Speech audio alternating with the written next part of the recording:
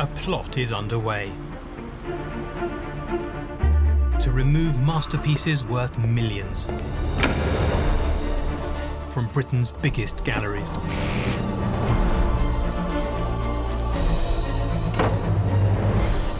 And replace them with freshly painted fakes. In one of the boldest swindles in art history.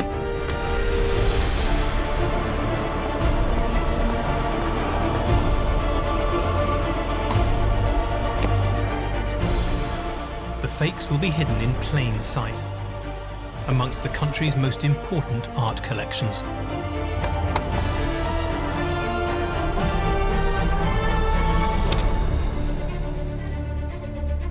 Will anybody spot the fakes?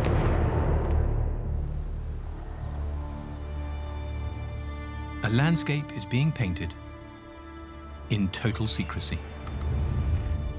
This will be a completely new experience for me. The challenge is fairly great. It's being prepared with carefully researched paints and materials to match the original masterpiece. It can go wrong at any stage. And soon it'll hang in one of Britain's most prestigious galleries. This is the opportunity of a lifetime. Producing a fake, it's like a crime. Can you get away with it? 133. With famous artworks selling for millions of pounds a time, It's yours, sold. forgeries cost the art market a fortune. With forgeries on the rise, it's getting increasingly hard for buyers and auction houses alike to spot the fakes. As art fraudsters exploit the global desire to own authentic masterpieces. Le Corbusier and others like Chagall and Nicholson were fake. This is a swindle which has embarrassed world-famous institutions and top auction houses. But for the public, just how hard is it to spot a phony painting? We're going to find out and test just how closely people really look at art. 7 fakes covering key moments in art history have been hung in some of the nation's greatest galleries.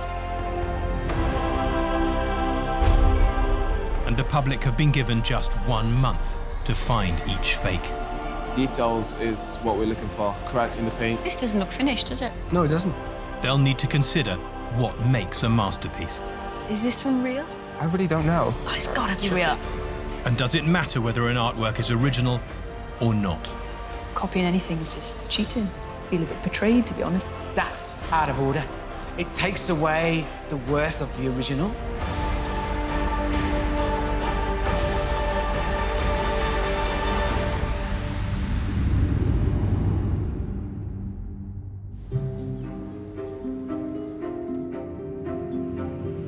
Today, the people of Cardiff are on the hunt for a fake hiding in plain sight at the National Museum of Wales that was created so recently the paint on it is barely dry.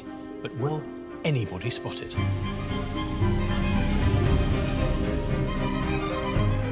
The fake is concealed amongst landscapes by the Welsh painter Richard Wilson, who is known as the father of British landscape painting, and by the artist who most admired him, the great J.M.W. Turner, who is credited with taking landscape painting into the modern era.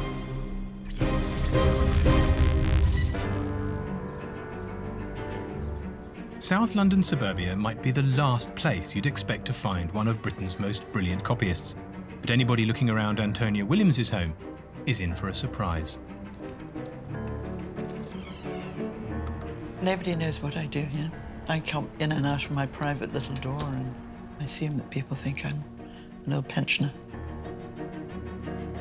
This is the first time Antonia has embarked on a painting deliberately to deceive, and it will hang in Cardiff's National Museum. I feel very excited about doing a landscape because there's such variety of different techniques and painters who've done landscapes. After returning to art school in later life, Antonia realised she could make a legitimate career copying the great masters. I did a lot of Monets and Van Gogh. I do sometimes have strange things happen. I did a copy of The Scream, you know, the one with the great open mouth. And the day after I delivered it, the original was stolen. And it was very weird for a moment. You think, now, is there some connection here? Finding a connection with the original artist is key to Antonia's approach. I think as a copyist, you really have to get into the skin of the person you're copying from. A bit chameleon-like, really. I start by making a print of the painting I'm doing, and then I do a grid over it, and then I mark up the canvas with a similar grid and copy each little square in. Analysing every mark, material and process of the original is crucial to creating a convincing fake. There's a huge mixture of different techniques going on here, which is going to make it quite difficult. There's some really delicate little lines through here. They're tiny, tiny highlights. This is exciting, putting the first mark on. This will be a thin coat of paint, just with the purpose of getting the canvas covered. You have to have one great smear of something all over it anyway, roughly getting the lights and the darks and the shapes in place. I'm going to start with the sky, top right-hand corner. I work my way through the sky, I think, and then down to the bottom. I feel quite confident, but this is the way it always starts. The doubts come along the way. It's almost like producing a fake and having it coming up in Sotheby's and seeing whether you can get away with it.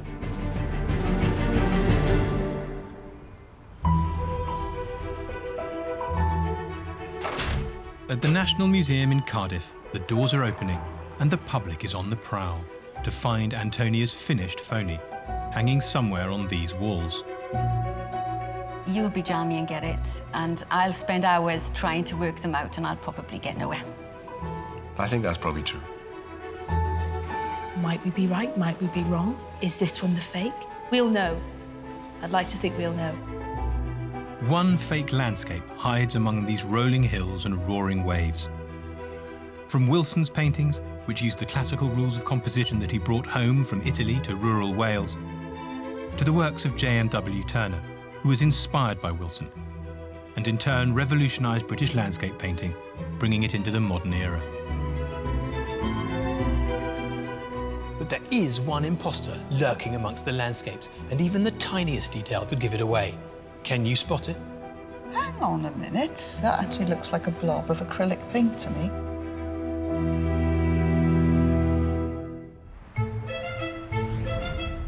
From Oxford to Edinburgh and Liverpool to London, a competition is underway to find the fake paintings concealed in our greatest public galleries.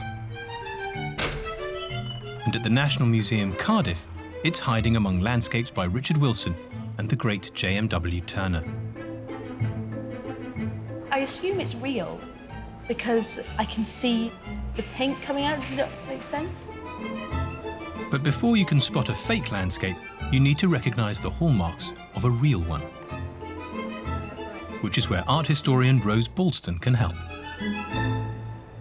I'm quite excited that today's fake is hidden in this collection of landscape paintings, because speaking as someone who knows nothing about painting, I like landscape because you can just see what the world looked like a long time ago. Yes, landscape painting is a really exciting genre, and it didn't really develop until the end of the 18th century. Everyone knows Turner, everyone's inspired by Turner, excited by Turner, and so Richard Wilson has rather been forgotten about, which is a shame. Richard Wilson? Never heard of him. I think he's an actor, obviously not. So is Richard Wilson, he's British, is he? English? Welsh, OK. I've just got Victor Meldrew in my mind because of the name Richard Wilson. So Richard Wilson is in our competition. There's two of his paintings in here. What's the thing with Richard Wilson? Well, he's known as the father of British landscape painting, and what he did was... Is he really? Wait a minute, I'd never heard that. He is the father of British landscape painting. Well, that's his kind of tagline, if you like. And the reason why he's so crucially important is that he went to Italy in 1750 and he stayed there for 7 years, and he became highly inspired by classical antiquity and looking at the Roman Campagna and all of those beautiful ruins that are crumbling. The Roman Campagna, you mean that's presumably Italian for countryside? For the Roman countryside, exactly. Like many young artists of his generation, Wilson embarked on a grand tour of Italy's most celebrated cultural sites. becoming heavily influenced by the style of 17th century painters Nicolas Poussin and Claude Lorrain. Their landscapes evoked order and serenity, peopled by the odd nymph or classical ruin. So presumably, as we're looking at Turners and we're looking at Wilsons, and this is not a Turner, I guess it's a Wilson. It is a Richard Wilson, and it's a view of Tivoli, which is a little village just outside of Rome. What we can see here is Richard Wilson responding to the works of Claude and Poussin, who were really neoclassical. And the formula for this was quite straightforward, really, in that you would often have a dark foreground. You would then have what's known as a repoussoir, which is... It was known as a repoussoir? A repoussoir. Known as by whom?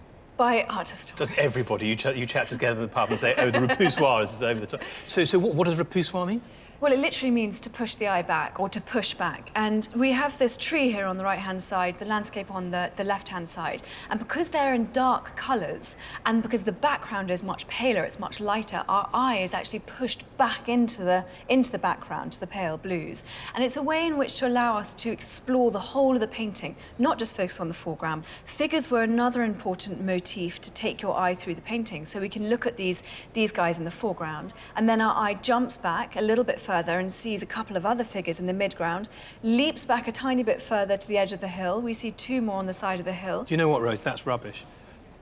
Those people are way too big. From where you're looking, you wouldn't be able to see them, they'd be weeny. Those people right there he's painted are about 90 feet high. The animal's out of all proportion, isn't it? It's huge. And proportion isn't the only thing that caught these visitors' attention. Look at the faces. They're quite funny-looking faces. There's no features, like no chin or no cheekbones or anything, so looks a bit weird. Oh my God, his eye is staring at you if you get close enough. They look slightly like a Disney character, like a Disney Yeah, the princess. face is quite soft. Nadine, Melissa and Abby are studying fine art. But has it sharpened their eye for a fake? That is off. It's the eyes. It's the eyes. It's just off.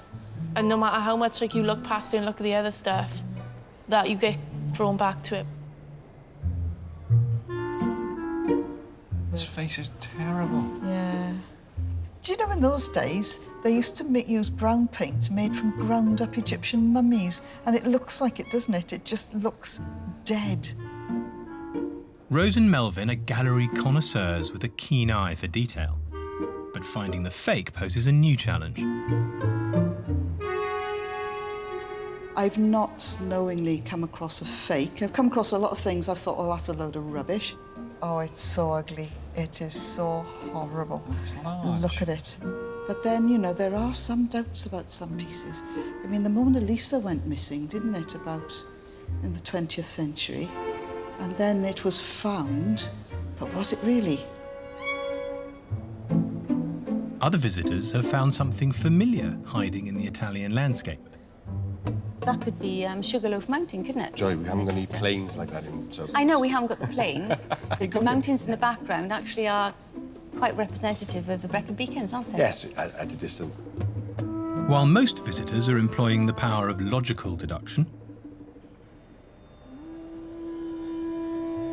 others are seeking clues from beyond the grave.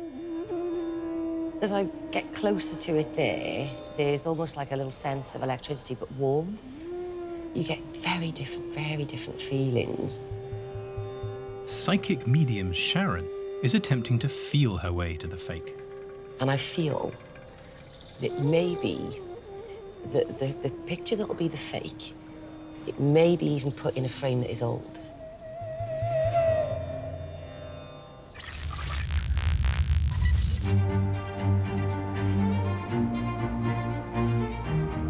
In 1757, Wilson returned to Britain, bringing the conventions of classical landscape painting and applying them to his craggy Welsh homeland.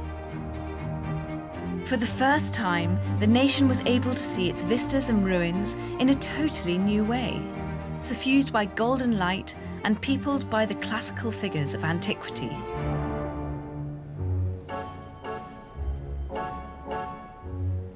This is Carnarvon Castle. It is a bit Italianate, but, you know, there's that style, isn't it, with these fluffy trees. That was very popular. Lots of artists did that at the time. I mean, it's interesting, you know, when you look at Carnarvon now and how built up it is. Close. I haven't been in the castle, but I've been quite close, and there's a very nice ice cream shop just down from the castle. They do very good milkshakes. I wouldn't look at it immediately and think, yep, that's Wales. No, it's not a lot of doesn't green. look like Wales to me. It's the tree. It's the tree that does it for me, because I can't... He's just remembered this tree from his holiday in Rome. He's gone Oh, I'm going to put it in Connaught. So you're looking at a Richard Wilson, not a Turner? Well, we've looked at the other Richard Wilson, The View from Tivoli, and obviously their trees look a bit too similar. Do you know what the tree is on when they put it on this side? Do you know what it's called? I learnt this earlier today. Nope, not a clue. It's called a repoussoir. Oh. Did you know that? I did You can not. take this and put it in your... Unless Rose Ballston, our art historian, was taking me for a ride.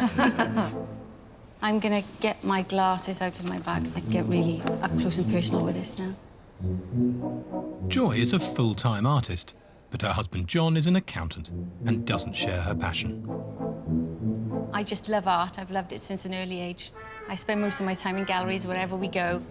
Yeah, it definitely draws you in. I think this is, for me, this is a nicer painting. I just get dragged along. Rather than looking at paintings, I'd rather be working on spreadsheets. Typical accountant. I think this one is the original. Your technical opinion? I'll tell you why. There's a line all the way across there. Right. And there's a line going down there, and it looks as if it's been stressed, which I think is pre-mount. So I think this is an original. I think so as well. Oh, well, I agree with we've you. agreed.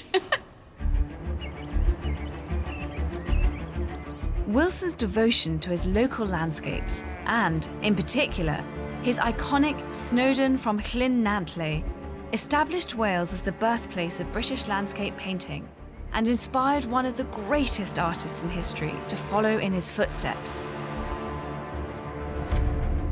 The great visionary J.M.W. Turner visited Wales 5 times in his early career, seeking the same vistas that once inspired the man he revered as the immortal Wilson.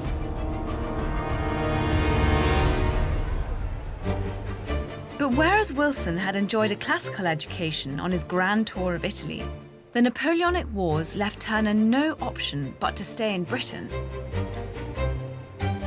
So poor old Turner couldn't go away, so what he got was trips to Wales. That is a bum deal, isn't it? I think, in a way, it worked quite well because it meant that Turner really focused on the British Isles.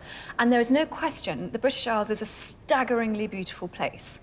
And so Turner, being able to travel around Britain and being able to see the beauty in Britain and then recreate it in his art was a great thing for British landscape. I mean, had he just gallivanted off to Italy, then we perhaps would have lost some of the most beautiful paintings that we now have.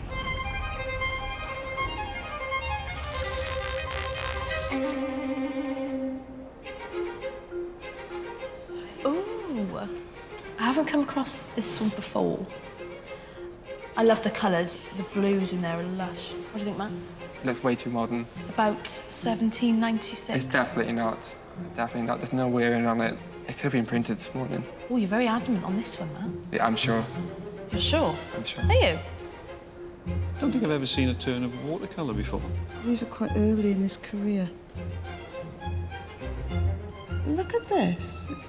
I don't know. There's just something weird about that edge. The thing that strikes me is how dated it is. The bridge here, in this particular state of disrepair, it would only have been like that for a certain period of time. Yeah. Right. Well, that's tough. That is tough. I suppose the question now is it a fake? Now, you're the Turner expert. Oh, don't say that. That's a kiss of death.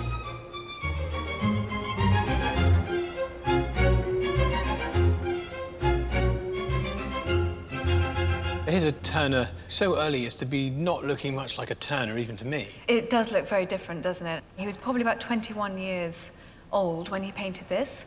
And can you see the influence from Richard Wilson in this early watercolour? I guess I can. I mean, it certainly has quite a classical look to it, doesn't it? Absolutely, and classical is the word that we've got to give to this watercolour. I mean, it's very much in the classical vein. It's the romance of something that's old and is dilapidated and falling apart.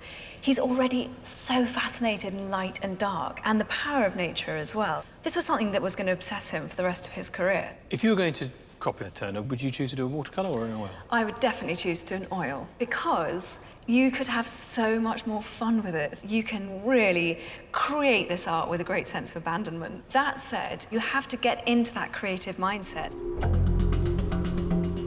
Channeling an artist's creative energy is all in a day's work for Antonia. I do paint quite fast. Early stages are very fast. And then when you start getting down to the detail, it gets slower and slower.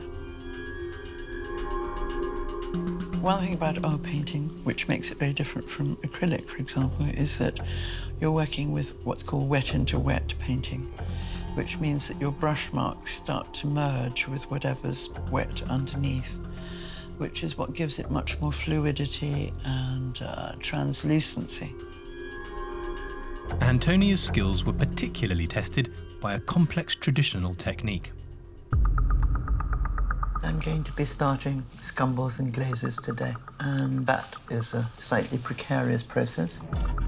A scumble is a semi-opaque layer, usually with a bit of white, with a bit of colour in it, that usually covers over another layer. You see a little layer underneath. The glaze is a quite transparent layer. It's a varnishy kind of mixture that you're laying over the top. It's rather like putting a layer of coloured glass over the top, and you get some very nice translucent effects. For example, in the sky, you'd start with a general blue, and then for clouds and things like that, you'd be building up with the scumbles, which would bring like the puffiness of a cloud up to the front. And so you would be able to work your object backwards and forwards in space by use of scumbles and glazing. This was a painstaking process, but important if Antonia was to stay faithful to each phase of the original. The process is everything. I would partly use the original colours. I think a bad copyist might well use modern materials, which would actually have quite a different effect from keeping to the traditional methods. When I add more colour, it's going to get more vivid, and it's quite dark palette-wise.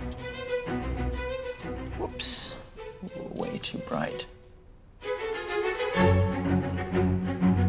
Still a lot of work to do, and a lot of the worrying bits are yet to come.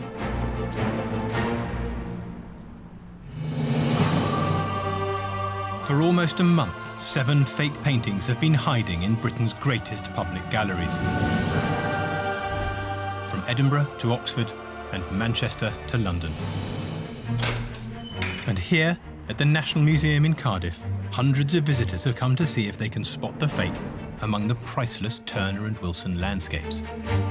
It seems too new almost, but at the same time, I'm still having doubts. I can see a lot of the original paper underneath. Do you reckon that means it's fake? No. If you're good enough to do a convincing fake, you might as well be an artist in your own right, you know. It appears to be unsigned. That makes me suspicious. Yes.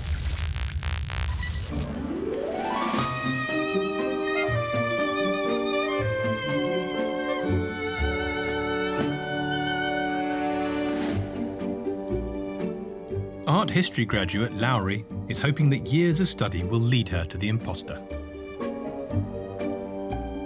When I'm looking for the fake today, I'll probably look for something that looks spontaneous and natural rather than something that looks forced. I'm looking at the sort of quality of the surface, and it's very cracked.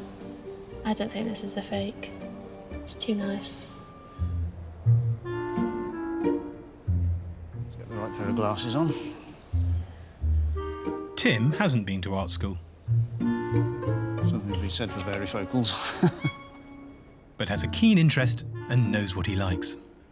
There isn't the great focus of light I was expecting in a Turner. One of the reasons I've never studied art, as much as I'd like to in some ways, is that I don't want somebody to tell me that this is a great painting, you know. No, it isn't. That's rubbish. That is a great painting, you know.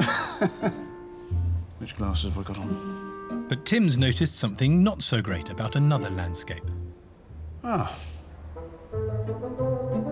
Normally with a Turner you have a kind of form, there's usually a focus of the picture, but here there isn't much really. What's it called again? The beacon, is it?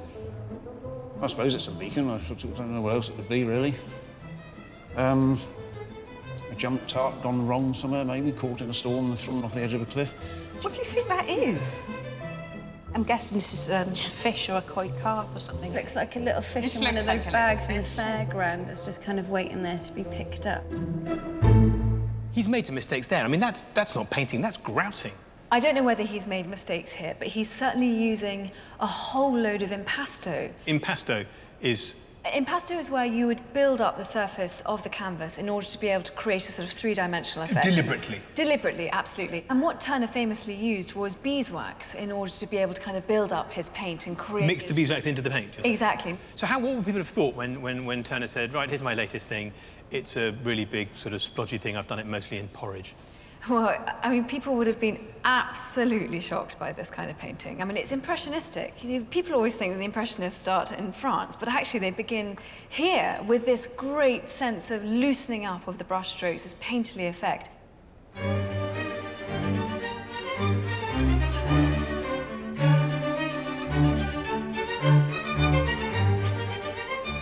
This is what I expected of Turner when I thought of seeing it in person. The paint is applied a lot thicker and it's scratched.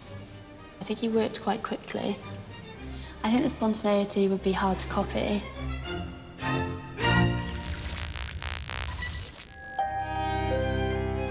Turner painted locations across the British Isles, and one place he returned to throughout his lifetime, and particularly in his later years, was the town of Margate. That's got a rough sea, hasn't it? You can see the boats tipping, obviously people in the water. It's a shipwreck. It's a real cracker of a thunderstorm. It's a real North Sea thunderstorm. Janet is a first-year art student, learning to see and appreciate art in new ways.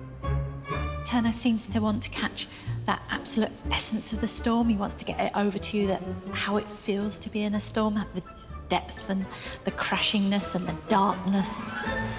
He painted what was going on. They're drowning, and this is what I saw. You know, it's his Instagram, isn't it? According to a note on the back of the storm, the real tempest it's based on occurred on the night of November the 21st, 1840. That particular storm was of such national importance. It had affected the whole of the eastern side of the country from East Anglia down to Margate over the course of a week. And by the time it got to Margate, it was of huge ferocity. The accounts of the newspapers are filled with boats lost, missing, or wrecked, and lives lost.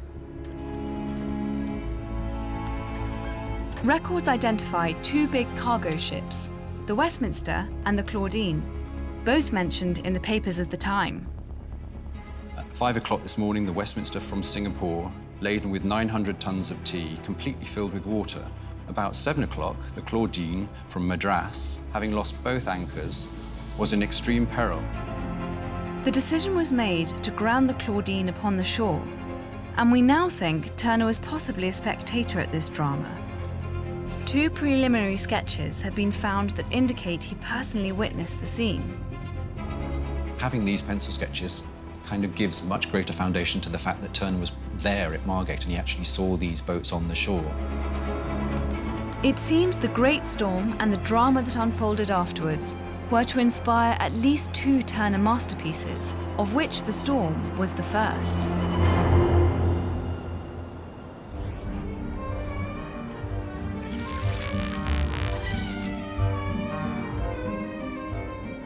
I think it's got to be a real Turner, that one, because it just looks like the most incredible thing. I can almost see him standing at his easel and of just scraping away at it. If it is a Turner, it looks like he did it in a great hurry or when he was badly hungover or something, because it's just not one of Turner's better works, I wouldn't have thought. The closer you look, the more detailed you get. Look at the way he's really quickly used the back of the brush here. Look at the way he's used the palette knife. It's this incredible frenzy of creativity. So does that make you think this isn't the fake? If you had a copyist who was worth their salt, then they would use the similar kind of techniques. You'd have to really understand all of the different glazes and the different varnishing that Turner would have used. And in order to be able to create something that's exactly the same, I think it's near on impossible, actually. And yet, it's the morning after the storm, Turner's second work inspired by the Tempest of 1840 that Antonia decided to fake. There was no doubt in my mind it was definitely going to be a Turner that I wanted to do. Turner was definitely crazy, obsessive, mad guy. You get the sense of him being a frantic, impassioned painter. The painting is really like an abstract process. He's making it up bit by bit, layer upon layer. That's better. It's such a spontaneous way of working that you can't reproduce it looking exactly the same. You can do something similar and have the same effect, but it won't be precisely in the same place. The morning after the storm is thought to be based on scenes Turner witnessed at daybreak after the Claudine had been run aground on Margate Beach.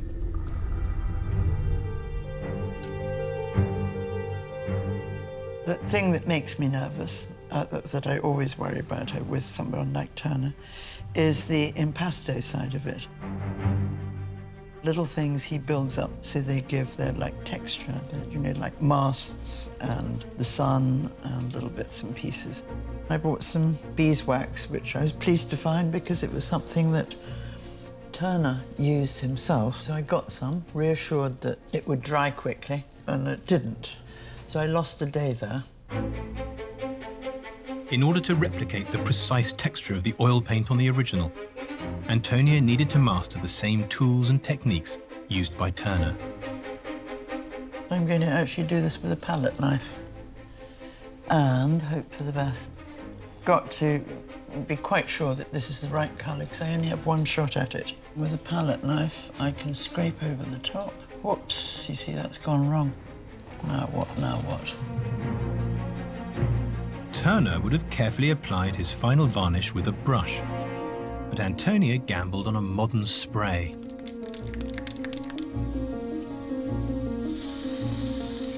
I absolutely want them to be fooled by my painting.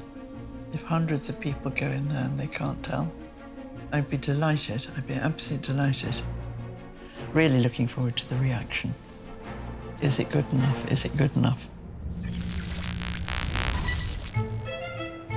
Morning after the storm, so we've got the storm and then the morning after. It's like a story. It looks very much like a typical stormy Turner seascape. It's got a lot of the characteristic Turner touches. I would say that's probably authentic, except insofar as I'm not convinced by this sun, which looks more like a blob of chewing gum. It's pretty good. You've got beautiful use of colour, where the land sort of blends in with the sea. There's more detail to be seen the more you look at it. So I would have said that was a genuine one. This is definitely something done by a professional. It's not something I could copy. It comes together as a whole to create this very sort of realistic piece. This painting is really a painting that's all about colour, and Turner was known as one of the greatest colourists in British art. I mean, look at these colours here, they're pretty fab. All these different colours of yellow. Yellow, and yellow was such an important colour for Turner. He was obsessed by the colour yellow. There's all sorts of caricatures in the 1840s about Turner sort of piling yellow onto his canvases with a bucket and a mop. He would use a particular kind of yellow called Indian yellow. And I've actually got a little sample of Indian yellow here, just a tiny little blotch. What it came from cow's urine in India. Sort of like very old cheese. I can smell it from here. Yeah, God, that's minging when you, you know, some really rancid old cheese. It's pretty punchy, isn't it?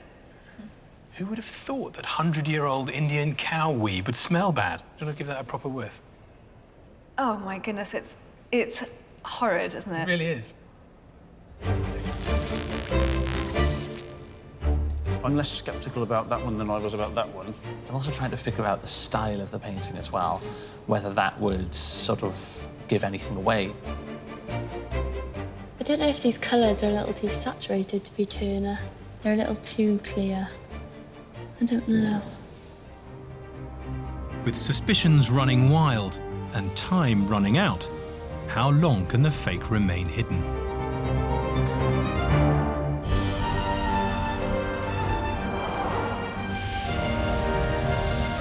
Our fake landscape has been hanging in the National Museum Cardiff for 4 weeks.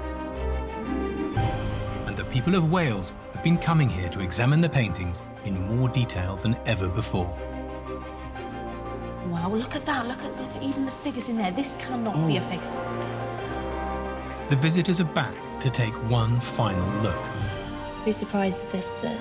Has the fraudulent Turner managed to fool the public? We struggled so much, didn't we? We really did. And we've deliberated back and forth, but Such a of close course, call. we've done a fantastic job. There's something so different about this one. Very different. I'm not being funny.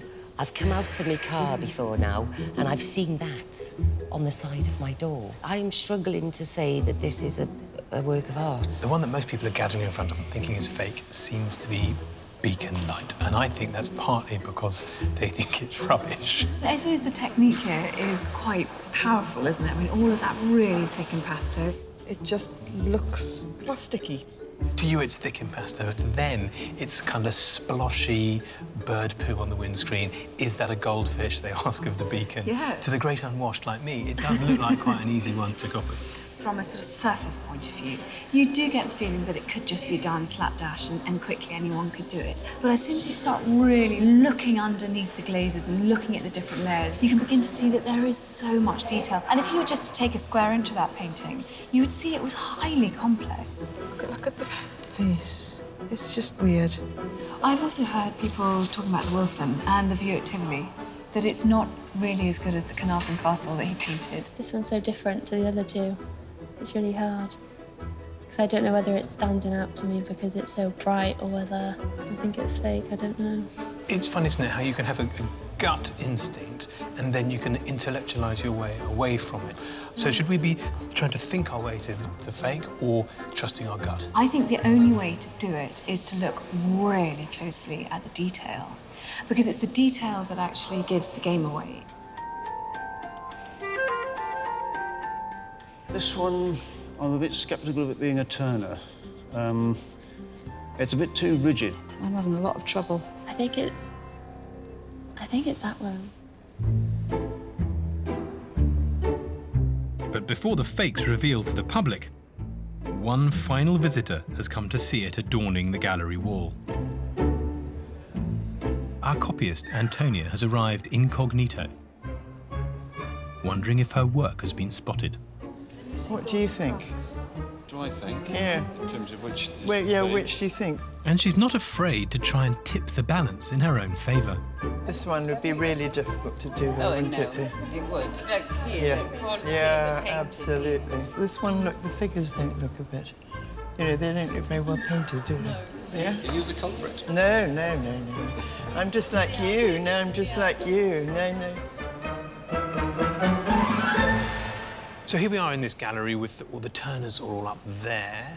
Amongst them is your fake. How does it feel to be on the wall alongside the great man and all these other artists? Well, it's very exciting. I would be happy if it looked like that same painting done on a different day. What's much more important to me is that it actually looks like a Turner. So people are actually looking at your copy now alongside the other Turners up there with their magnifying glasses. How does that make you feel, that kind of scrutiny? I'm rather hoping that most people would think it's the Beacon, which is the one Turner that's completely out of character to the others up there. I sort of wondered initially if it was the Beacon. I thought it might be the Beacon because it might be easier to copy. Exactly. A bit more sploshy. I'm really counting on the Beacon being a distraction. I really like to know whether that's what they've gone for. I'm going to have to go for Beacon of Light, a.k.a. Pigeon Poo Pavement. Almost 10% of visitors suspected Turner's Beacon Light of being the fake. I'm going for this one. We're both in agreement, and we think it's the Richard Wilson, The View of Tivoli. It is just horrible. Just looks like he's done a smiley face on the front of somebody's head. I want to say that the fake would be The View from Tivoli because of the figures looking Yeah, I think so as well. I agree with you. Do we agree? Yeah. 13.5% thought Wilson's View of Tivoli was the fake, making it the most suspected landscape. Do you think that's a fake, John? Yeah. I'm going to go for Morning After the Storm, Turner. The brushstrokes just didn't look the same as the rest of the Turners. I might be completely wrong, but that's what I'm going for. It's this one. I think Turner's Morning After the Storm. The colours are just that little too bright and vibrant to be Turner. I think While some people's detective work paid off, Antonia's fake convinced over 89%.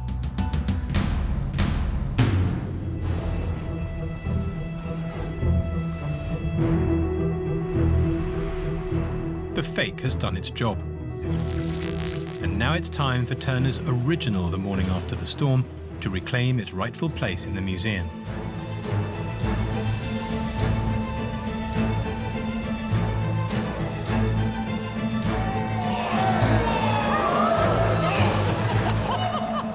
The original Morning After the Storm, a commemoration of one of the most traumatic storms to hit the east coast of England in the 19th century, and a testament to the artistry of Britain's greatest painter at the peak of his powers. Isn't that extraordinary? I think Antonia's is better.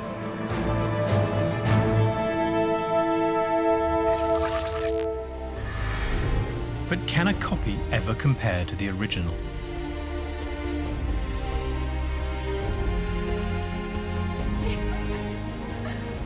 It's amazing to see it without a frame and just see it as if it was just done.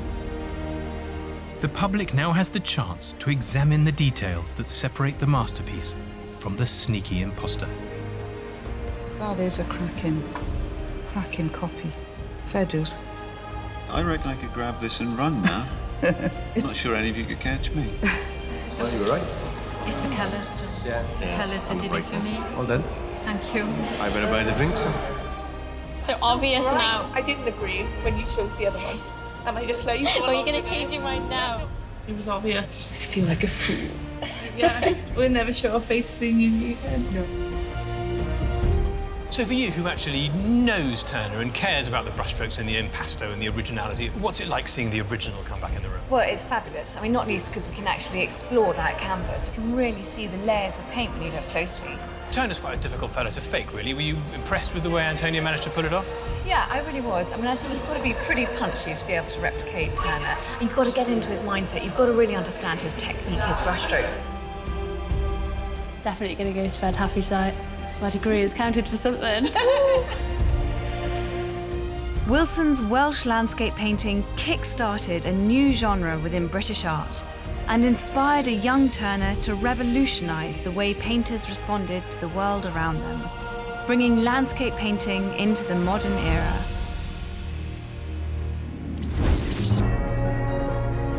The real Turner is back where it belongs. As for our fake The Morning After the Storm, it's too dangerous to be left in circulation. Mistaken for the real thing, it could fetch millions and undermine the market for legitimate masterpieces. And so Antonia's painting has been branded a fake and locked away.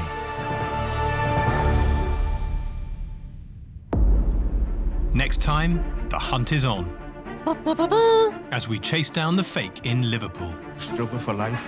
It's like this every day when I wake up out of bed. Struggle for existence. Featuring 2 centuries of animal art. Oh, wow. This is fantastic. This is the stuff. If he's going to throw them off the scent, our faker will need to be more than cunning. It is setting out to deceive, but that's the challenge, and it's intriguing.